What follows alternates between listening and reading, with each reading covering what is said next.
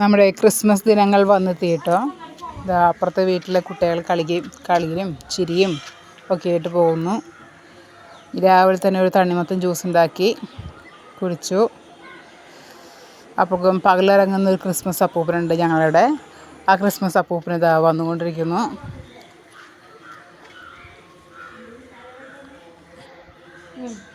Christmas അപ്പൂപ്പൻ്റെ കയ്യിൽ ബാഗൊക്കെ ഉണ്ട് കേട്ടോ, പൈസയ്ക്ക്.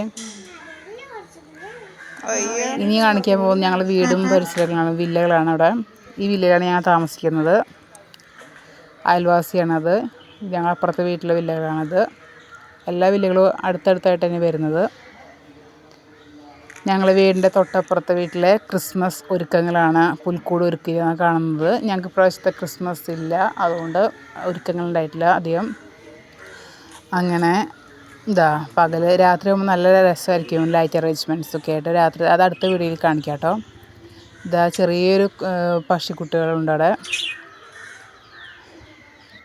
തൊട്ടപ്പുറത്തെ വീട്ടിലെ ഒരു ചെറിയ പുൽക്കൂടാണ് ഈ കാണുന്നത്.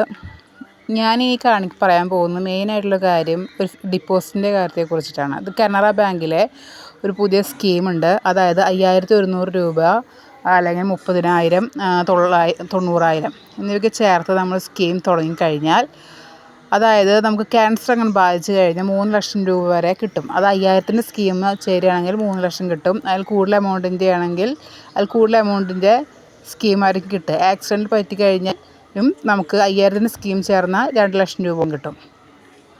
അതായത് ആക്സിഡൻറ്റ് പറ്റിക്കഴിഞ്ഞാൽ, അതായത് നോമിനിക്ക് കിട്ടും.